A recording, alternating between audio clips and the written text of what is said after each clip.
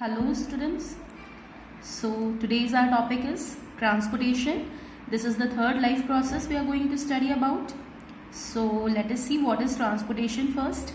So it is the life process which is responsible for the movement of essential substances like oxygen, digested food as well as waste and other substances from one part of the body to another part. As the word itself resembles, transportation means movement. So here is the movement of the substances. Either they are necessary to us, so they are going to be supplied in our body, and if they are waste material, then they have to be collected in some organ. Or there may be some other substances which are useful for our body. So all these substances have to move from one place to another, and this life process is called transportation. So as it is a life process, it is going to occur in both again the plants as well as animals. So first of all we are going to see the transportation in plants, how the substances and which substances are going to be transported from one place to another in plants. First of all, the energy stored in leaves in form of food, okay, that is in form of either glucose or starch or water, minerals and raw materials are to be transported from one part to another of the plants. All these substances have to be transported from one place to another. So first essential substance which need to be transported is water. How it is going to be transported? Let us see this thing. Xylem tissue, which is responsible for conduction of water from roots to other parts of the plant. This thing you people have learnt in class 9th. In that complex permanent tissues, that xylem tissue is responsible for the conduction of water. The xylem includes tracheids, vessels, xylem parenchyma and xylem fiber. Among these four, tracheids and vessels are directly related with the conduction of water. Tracheids and vessels are basically tubular structure which are connected one over another to form a tunnel-like or a thoroughly network-like system. It is given here tracheids and vessels of roots, stem and leaves. Means all parts of the plant are interconnected to form water conducting channel, so that water can be conducted from roots to all other parts. Now what happens that roots absorb water and mineral salts from soil particles by root hair. Means root hair are having the most important function here, because directly the root is not going to absorb the water. It is the root hair. These are generally single cell thick structures which are present on the entire root. So these root hair are going to absorb the water and dissolved mineral salts from the soil. Now what happened that the cells of root hair, they have deficiency of water. Means inside the cell there is lack of water, while the soil which is outside has more amount of water. And in class 9th also we have studied about the process of osmosis, in which the movement of water takes place through semi-permeable membrane, that is called osmosis. So here also the process of osmosis takes place by which the water enters from the soil to the cells of the root. So through the process of osmosis, the water moves from outside to inside, that is soil to cell. Now it creates a steady movement of water into root xylem. As the root hair absorb the as the root hair absorb the water, there is a continuous movement of water inside the root xylem, because we know that xylem is present in all the body parts of plant. So now it forces the water to move forward. This upward movement of water and minerals is called ascent of sap. Means the sap, that is the solution of minerals in water, it is called sap here. It is moving upwards. So this movement is called ascent of sap. The developed root pressure help the water to move upward in xylem tissue. The forthcoming water from the downwards or the roots, it keep on pushing the water upwards. This root pressure is not only sufficient to move water to greater heights. If the plants are shorter, then this root pressure is sufficient so that the water can reach from the roots to the top part of the plant. But if the plants are of great height, so only root pressure will not be sufficient. So what else is going to be utilized here? Let us see. For this, transpiration force is utilized. Now what is transpiration? It is the loss of water from stomata of leaves in form of water vapor. This process is called transpiration. The leaves of the plants, they have stomatas on them, and the water which reaches to the leaves, it keep on evaporating from the stomatas and get lost in form of water vapor. This creates a suction force in the plant. I'm going to explain it how it happens a bit later. It creates an upward suction force, as if, here is the example how the suction force is created. As if during sucking cold drink from a straw which lifts the water up. You have seen, or you have that used straw to drink the cold drink. So what we do when we suck up, the air present inside the straw is sucked up by us. To take that empty place, the cold drink rises up in the straw. The same thing happens here during the transpiration. As the water vapor is evacuated, is left away from the leaves, here develops a suction force which sucks up the water from the roots. In this way, the transpiration as well as root pressure both combinedly work together to allow the water to move to the higher parts of the plants. Now, what is the importance of this water which is used up by the plants? Let us see this thing. First, transportation of soluble substances from one part to another. This water which is absorbed by the roots, it contains many soluble important substances. They also move along with the water from one place to another in the plant. Next function is production of food through photosynthesis. During photosynthesis, we know that carbon dioxide is going to react with water. This is the water which is absorbed by the roots, and both of them combine together in presence of sunlight and chlorophyll to produce glucose and oxygen gas. So during photosynthesis, this water is used up as raw material. Other than these, cooling the plant through transpiration by taking extra heat. During the transpiration, the water takes away the extra heat and manage the temperature of the plant. Now, the movement of food in the plants is called translocation. This was about movement of water, that is transportation of water, but the movement of food in plant, that is termed as translocation. So how it is happening here, let us see. Phloem are responsible for conduction of food. The phloem tissues, these are also complex permanent tissues, and these are responsible for the conduction of food, and this process is called translocation.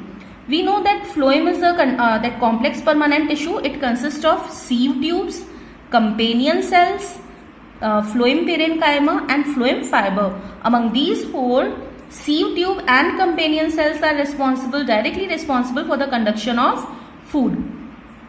It is written here, sieve tubes and companion cells are responsible for conduction of food. The movement of food in phloem is an active process. Few times earlier also I have explained, euactive process means it directly require energy for the food to move, which require energy in form of ATP. This energy is used in form of ATP to generate osmotic pressure. This osmotic pressure is going to be used for the movement of food. Now, pressure difference between phloem and surrounding tissues help the material to move into the tissues. This osmotic pressure which has generated between the phloem tissue and in the surrounding cells. So cells have less osmotic pressure and the phloem has more osmotic pressure. So there will be a movement of substances from the phloem to surrounding tissues. So this is about plants, how the substances are transported there. Now the thing is transportation in human beings. Why it is necessary, how it is done, all the things we are going to study now. So first thing is, for the transportation of substances in human beings, we require a highly developed circulatory system. The system which is responsible for transporting of nutrients and collecting waste material for their disposal in the body. This is called circulatory system, or we can say this is the function of circulatory system. So what important parts are connected to make circulatory system? It consists of a pumping organ, that is the heart, blood vessels and circulating fluid, that is blood, and they are added up with lymphatic system. So we are going to study about them one by one. First of all, we are starting with blood vessels. These are the fine tubes running throughout our body to conduct blood, which supplies all the required material. Means inside our body the blood is not found in open. It is found in tube-like structures, and those tube-like structures which run throughout our body, those are called blood vessels. So basically we are having three types of blood vessels. Let us see them one by one. The first blood vessels are called arteries. They are tough, elastic tubes and deep-seated. Deep-seated means they are found in depth in our body. If we see our body, like you can see my hand, and you can see the these lines you are able to see. These are not arteries. These are veins. Arteries are deep inside our body. So the next thing, arteries carry blood from heart to body organs. Students, please mind these things which I am explaining right now. They are very important. You should know which artery or which blood vessels are carrying the blood from which part to which part.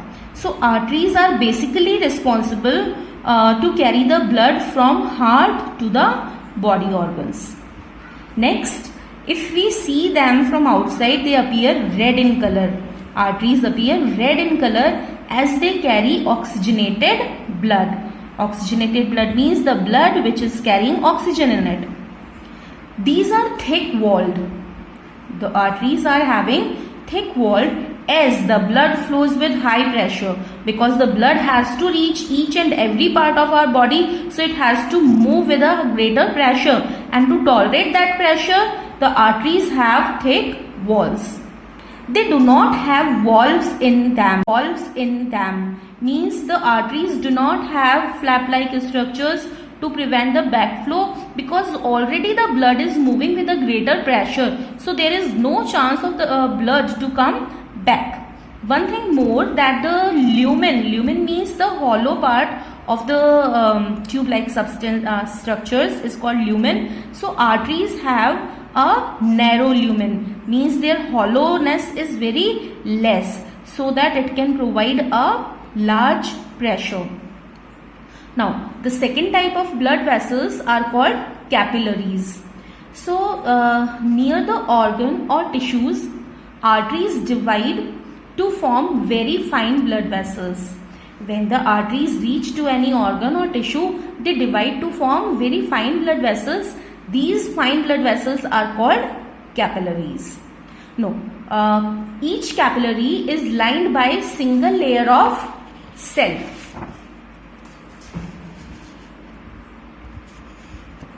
Arteries are so thin that they are only lined by single layer of cells. This allows the exchange of material like nutrients, respiratory gases, waste products and hormones. So all these substances can easily be exchanged. To facilitate this thing, the capillaries have very thin wall, which is only made up of single layer of cells. Now after the exchange of substances, these branched arteries or capillaries, they join together to form veins.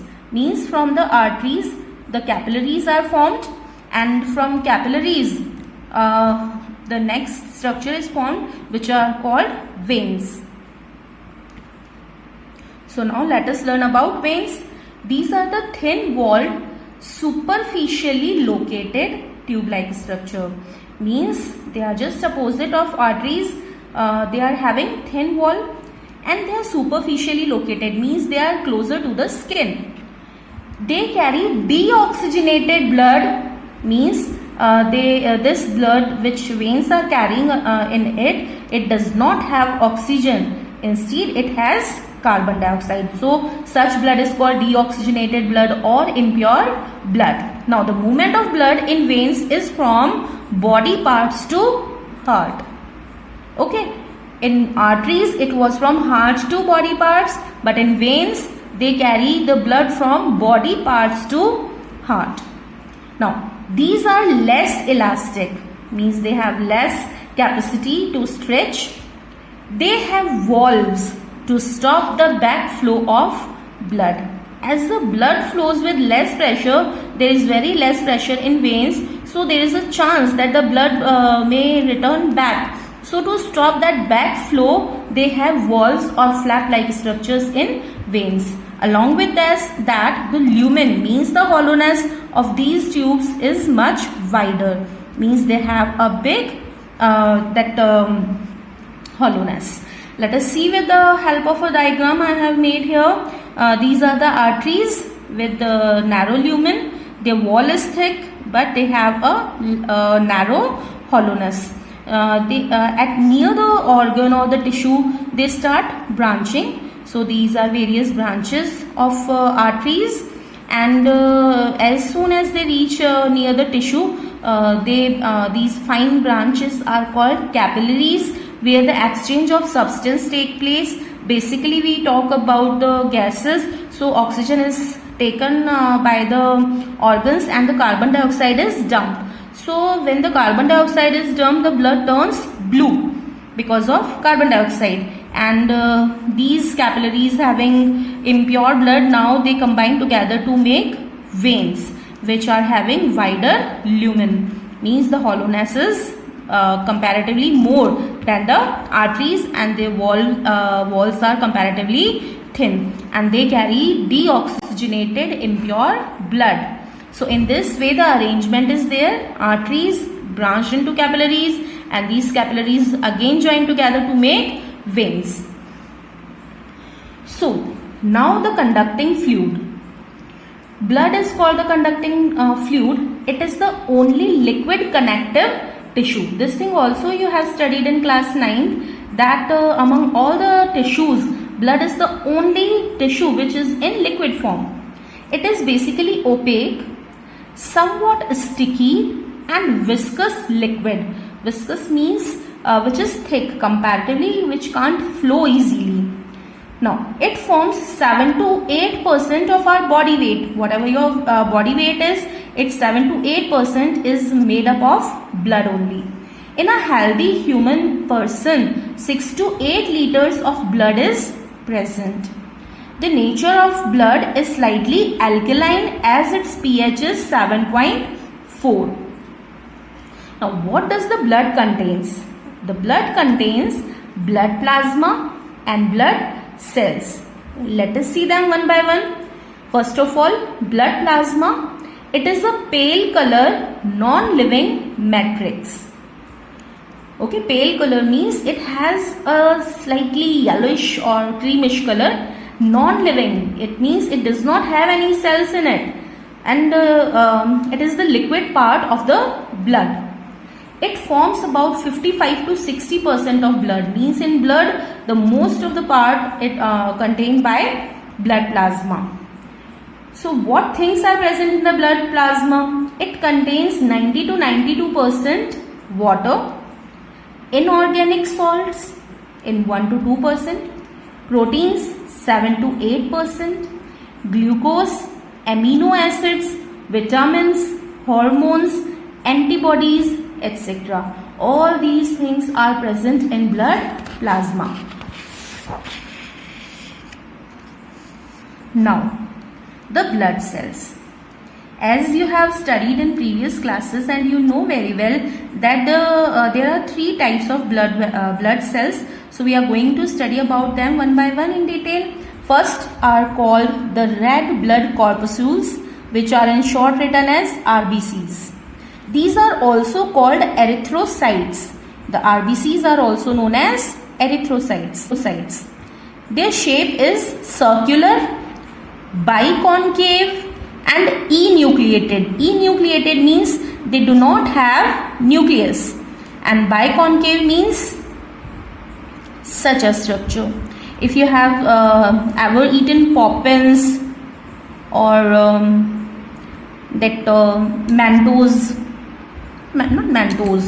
Poppins like a structure, okay, which have little bit furrow in between, so that is the biconcave like structure.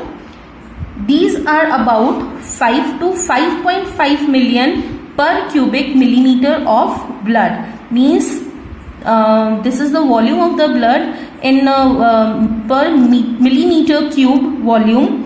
5 to 5.5 million RBCs are present. This is the largest number which should be present in a healthy human person. Most of the cell organelles, including nucleus, are absent. In RBCs, most of the cell organelles are absent, as well as nucleus is also absent. It contains a red colored pigment which is called hemoglobin. Because of hemoglobin, the blood gets a red color. The lifespan of RBCs is 115 to 120 days. It is estimated that about 2.5 million RBCs die per day and are destroyed in liver and spleen. The dead RBCs are destroyed here. So they are called the graveyards of RBCs. Now new RBCs are formed in bone marrow, that is jelly-like material which is present inside the bones of femur. It is the long bone which is present in leg. So there the RBCs are generated. Now what is the function of RBC? Because of the presence of because of the presence of hemoglobin, the RBCs are responsible for the conduction of oxygen in form of oxyhemoglobin throughout the body. Each and every body cell gets the oxygen because of this hemoglobin which is present in RBCs. Now the next type of blood cells are called white blood cells. In short, they are written as WBCs, and they are also known as leukocytes. They are generally rounded, or they can be amoeboid. Amoeboid means having an amoeba-like structure, that is irregular shaped. Nucleated means they have nucleus. Non-pigmented means they do not have any kind of coloring material like hemoglobin. They do not have such substances. Their blood count is, they are only 5,000 to 10,000 per cubic mm. Means per millimeter cube, the number of white blood cells is only 5,000 to 10,000. The lifespan of white blood cells is very short. It is only 13 to 20 days. They are also produced in bone marrow. As the RBCs were produced over there, white blood cells also produce in bone marrow. Now the dead WBCs are discarded by lymphatic system. Lymphatic system, about this system we are going to study in later part.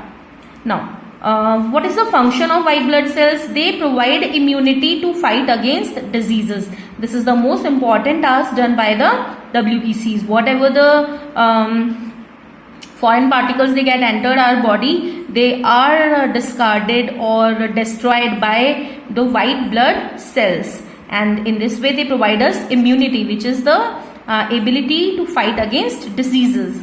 As well as they also helps in healing the wound. Wherever we get some wound or cut or damaged skin, the white blood cells are there to heal it quickly. Now the third type of blood cells are called platelets. These are small sized oval shaped cells. They are colorless, means they also do not have any coloring material, and they are also non-nucleated, means they also do not have any nucleus. They are also formed in bone marrow. They are about 1,50,000 to 4,50,000 per microliter. This is the amount, and the lifespan of blood platelets is only 8 to 9 days. Now, what is the function of platelets? Some specialized proteins are present in the blood, that is thromboplastin, which is present in platelets. It is responsible for the clotting of blood. The blood is clot with the help of platelets. It also repairs the injured blood vessels. If the blood vessels get damaged, the platelets move there and repair them, so that the flow of blood will stop. Now the next thing, what are the other functions of blood? Apart from we have studied about the functions of blood cells, some general functions of blood are plasma, which is responsible for transportation of nutrient like glucose, amino acid, etc. Respiratory gases, about 3% of oxygen is transported, 7% of carbon dioxide is transported by blood plasma. Waste like urea and uric acid and hormones which are secreted by endocrine glands, all these substances are transported by blood plasma. The blood also regulates the body temperature by the process of sweating. It also regulates the body temperature. Now, transportation of minerals is also done by blood. And heparin, which is present in blood, it prevents the coagulation of blood in blood vessels, so that the blood does not coagulate or clot inside the blood vessels. So heparin is present inside it. Now the next thing, this is the human heart. It is also called the pumping organ. Here I have drawn a diagram to explain the structure of human heart. So along with the diagram, I am explaining the things to you. First of all, what is the position and shape of the heart? It is a clenched fist sized. Every person who's just tightly clench your fist, and this will be the size of your heart. It is a thick, muscular and contractile pumping organ which can contract and relax. It is reddish brown in color, conical in shape, and it is located between the lungs, slightly tilt towards the left side. It is covered by two layered thin transparent membranes which are called pericardium. And the pericardium, they protect the heart from physical injury. Any kind of physical injury, the pericardium is going to protect the heart. Now, what is the structure? Internal structure we are talking about now. Internally, the heart has four chambers. Human heart has four chambers. The upper two auricles and the lower two parts are called ventricles. So let us study about them one by one. Auricles are also known as atria. See here, these two parts are the atrium and the lower parts are ventricles. So these are two upper, smaller and thin walled structures. These are also called receiving chamber, as they receive blood from body organs. Either from all the body organs or from lungs, the blood is going to be collected in atriums only. These are thin walled. Generally atrias are thin walled, as they have to pump blood only to the ventricles. From atrium only to the ventricle they have to supply the blood. Just this one, from upper part to lower part. That is why they do not need any high pressure. That's why the atriums are comparatively smaller and having thin walls. The left and right atrium are separated by interauricular septum. The right and left atriums, they are separated by a wall which is called interauricular septum. Now, right auricle, it receives deoxygenated blood. Students, please listen this part very carefully because this is going to be repeated later on when I will explain you the functioning of blood. So, right auricle, which receives deoxygenated blood from body parts except lungs by the main vein which is called vena cava, while the left auricle, it receives oxygenated blood from lungs by pulmonary vein. Now, opening of auricles into ventricles are controlled by bicuspid and tricuspid walls which prevent backflow of blood. Means between the auricles and ventricles there are flap-like structures or the walls which are known as bicuspid and tricuspid wall. These walls prevent the backflow of blood so that the blood does not return back to the atria. Now, what about ventricles? These are the lower two chambers which are comparatively larger in size and they are having thick walls. They act as distributing chambers. Distributing chambers means these chambers are going to distribute the blood to all the organs.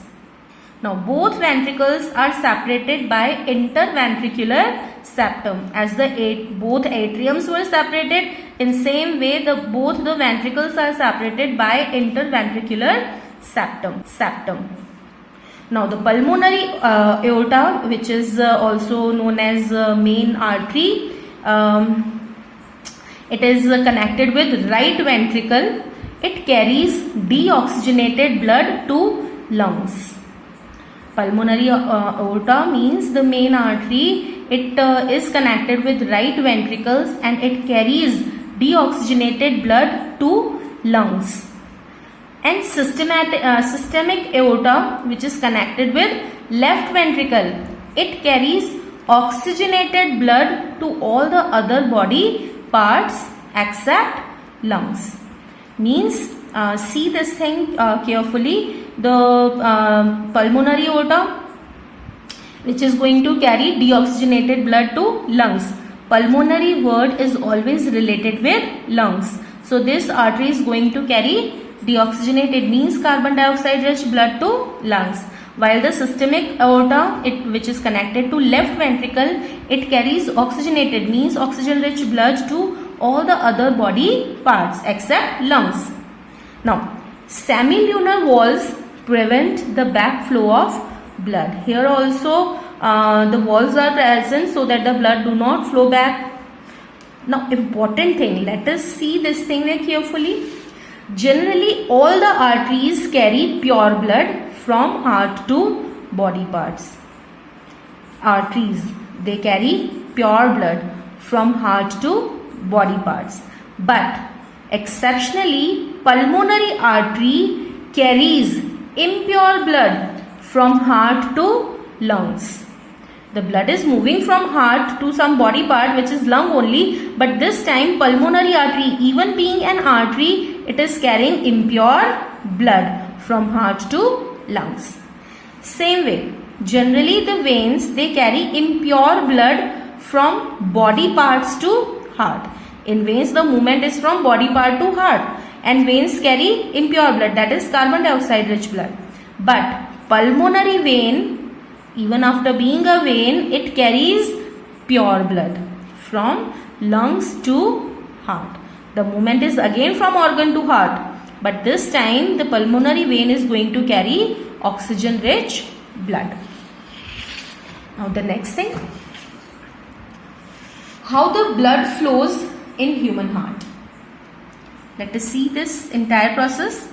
The heart has superior and inferior vena cava. Vena cava or main veins are responsible to carry deoxygenated blood from upper and lower body respectively. Means the superior vena cava is going to take the impure blood from upper body and the inferior vena cava is going to collect the blood from lower body. And they supply the deoxygenated blood to the right auricle of the heart. Let us see it with the diagram also. I am using this diagram. So this is the right atrium, this is left atrium, and this is right ventricle, and this is left ventricle.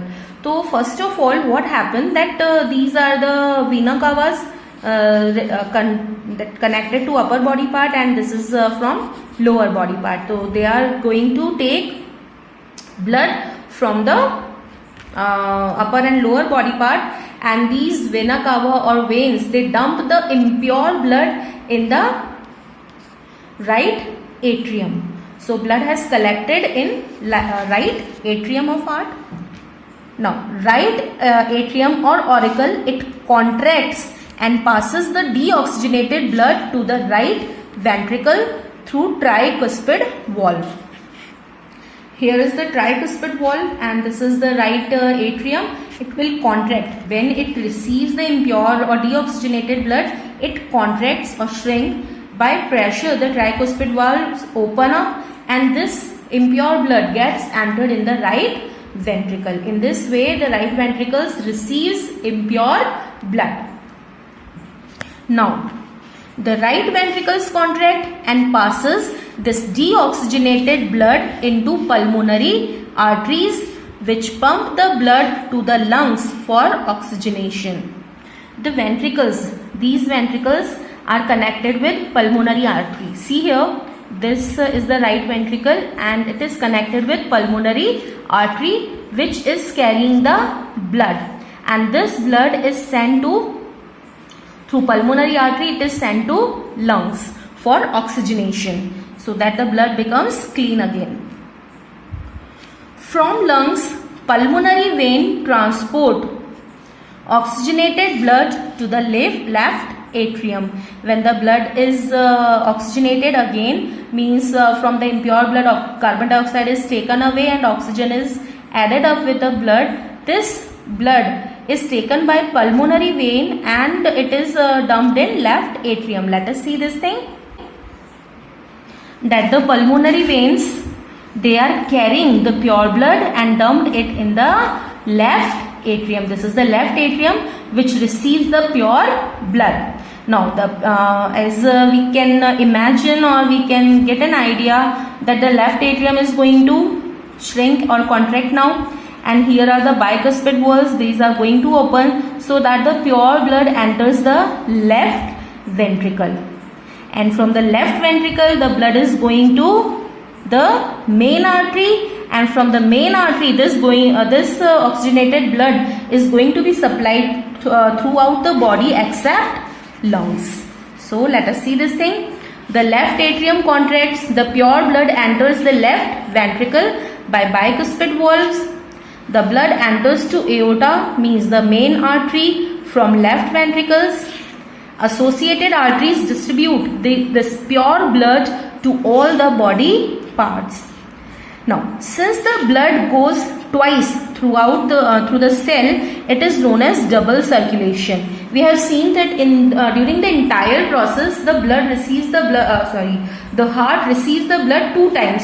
Once it is the impure blood in the right side, and in the left side it receives the pure blood. That is why the entire process is called double circulation.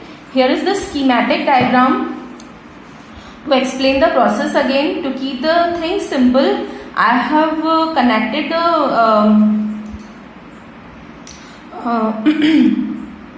pulmonary artery at the lower end. So let us see what happened here. Starting with the body organs, see this thing, these are the capillaries in body organs except lungs. In the body organs, the oxygen is taken up by the body which is present in the blood. The blood has oxygen which is taken up by the body, and the body organs dump the carbon dioxide in blood. So the blood which is coming out of the body organ is impure. Now this impure blood is from the body part is taken by vena cava or main vein, and the vena cava from both the upper part or the lower part, it dumped this impure blood in right atrium, and from right atrium through tricuspid valve it enters in right ventricle, and from this right ventricle, this pulmonary artery, it carries the impure blood to lungs. So this impure blood has reached to lungs. What happens in lungs? In lungs capillaries, again there is exchange of gases. Carbon dioxide is taken up by lungs and oxygen is dumped in blood. So the blood coming out from the lung becomes oxygenated or it gets pure again. Now this pure blood is taken up by pulmonary vein, and this pulmonary vein dump this pure blood in left atrium. And by bicuspid valve, this pure blood enters to left ventricle, and by main artery, this pure blood is supplied to all the body parts. And in all the body parts, again the capillaries are there, again the exchange of gases keeps on going. The tissues, they take oxygen and they dump the carbon dioxide in blood. Again the blood becomes impure, and again the same process keep on going. In this way, the heart receives the blood twice. Once it is the impure blood, and in left side it is the pure blood. That is why the entire process is called double circulation. So here the double circulation is explained to you.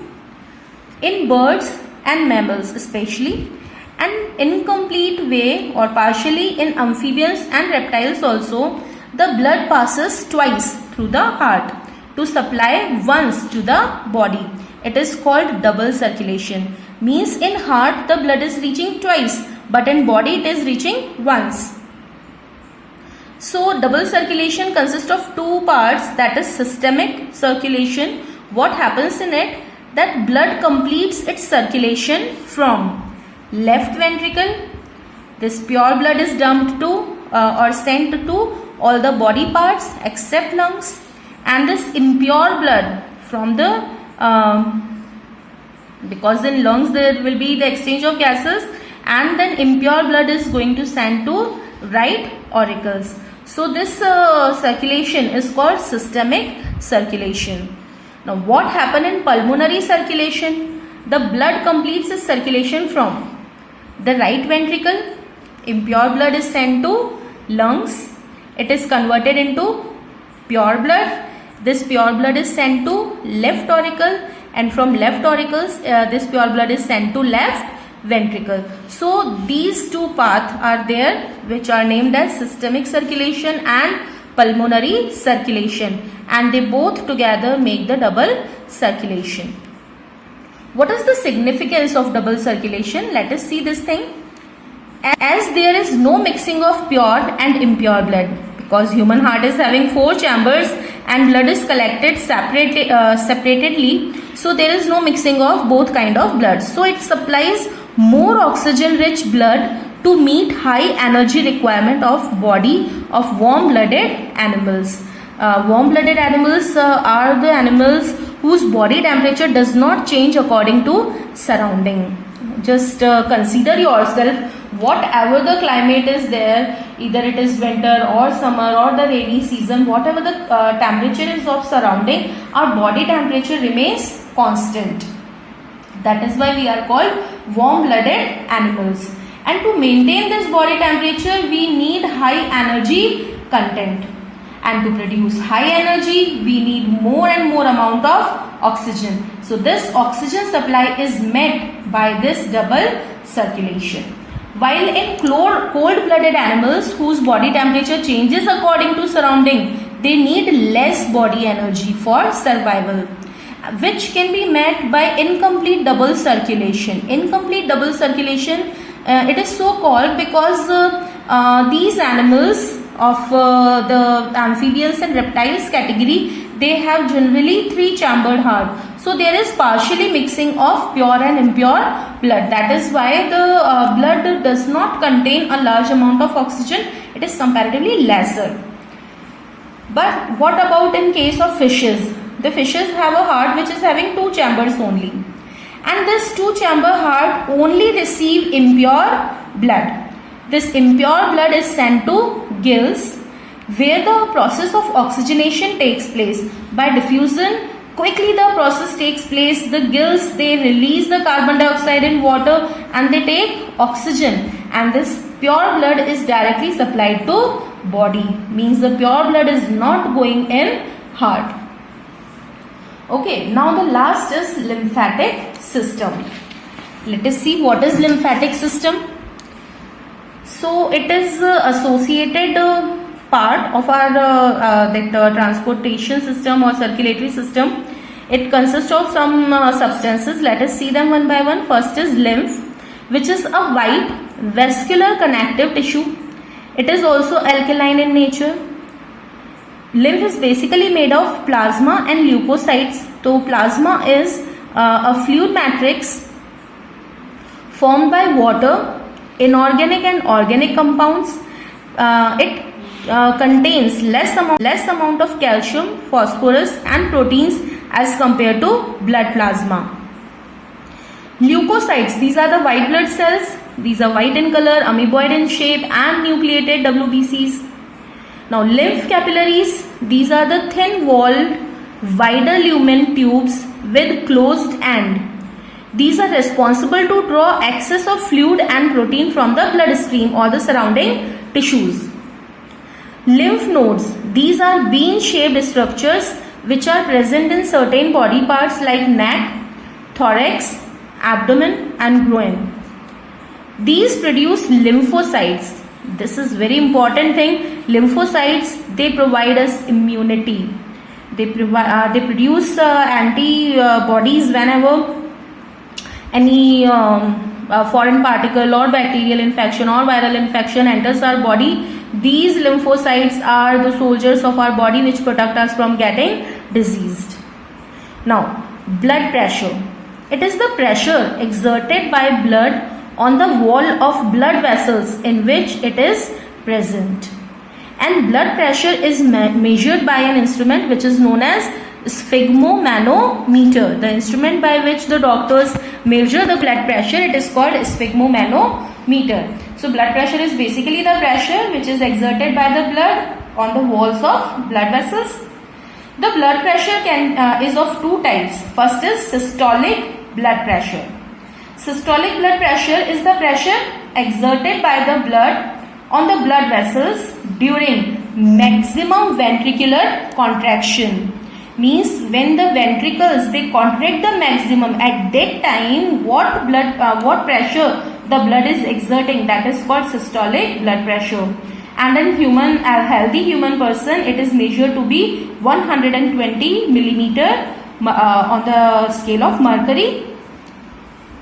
While the diastolic blood pressure, it is the pressure exerted by blood on blood vessels during maximum ventricular relaxation. Again, it is counted on ventricle region. When the ventricles are expanded, they are relaxed and expanded. At that time, the pressure is least, and this least pressure is called diastolic blood pressure, which is measured as 80 mmHg. So in this way, all the topics are completed. I hope you enjoyed the lesson. Have a good day.